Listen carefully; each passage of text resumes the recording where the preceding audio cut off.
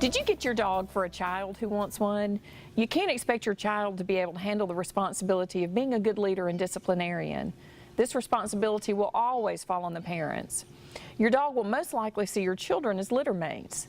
This doesn't mean they can't become leaders. It only means you'll need to guide and help them in this process. Puppies play with one another by mouthing, jumping, and rolling on top of each other. Their play always has a purpose. At an early age, they begin to establish dominance with each other. As you watch your puppy play with your child, you can see how the mouthing, jumping, and rolling is the same type of play they would use with a litter mate. It's important for you to control this type of play. If your puppy is allowed to play with your child in this manner, he will try to move himself higher in rank order than your child. Another important thing to remember is that your dog translates our emotions as energy. Children are very emotional and may begin to cry if the puppy bites hard. Your puppy will only see this as excitement, not as a sign to stop. There are a few things that you can do to give your children higher status in your pack than your pup. Make your dog stay on his bed while your kids are up moving around. A dog who is allowed to free roam has the same rank order as your children. When you're out in the yard, have your dog on a lead and control his movements outside as well. This will help later when your kids want to play in the yard with their friends. Teach your dog that he is not always welcome to join in when your children are playing. He will learn patience and that he needs to be invited to play with the children.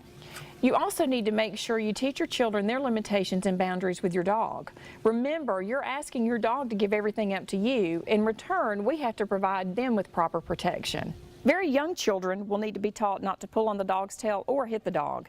This can be seen as aggression, and he may choose to be aggressive back. Both children and dogs need to learn to respect each other's space. Your children also need to know when they can play with the dog and when he needs to be left alone while you're training him.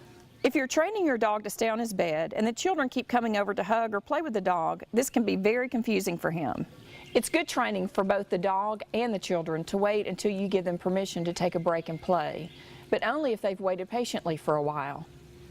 It's important to get your children involved in the training process. One way to do this is to ask them to help walk the dog.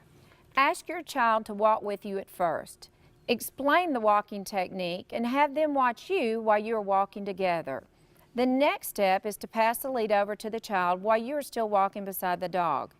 You will need to give the corrections at first to help keep the training consistent. The next step is to gradually release responsibility as your child shows he can correctly handle the dog. This may be more difficult with large breed dogs or very hyper dogs. Be sure never to leave your children alone with your dog. Your presence will help ensure success. Your children can also learn to give your dog commands and expect them to be followed. Remember, it's important that your child is not emotional at the time they are given the commands. Be sure they are using proper body language and a firm tone when given the command. If the dog does not follow the command, you will need to be the one to give the dog the correction. If your child gives the dog a correction and he does not see your child as leader yet, he may try to correct your child by nipping or mouthing. He is basically correcting your child. Again, never leave your dog and children together unsupervised. Generally, by the age of 12, children are able to start taking on training responsibilities. Consistency in training will be crucial. You'll have to make that call based on the maturity of your child.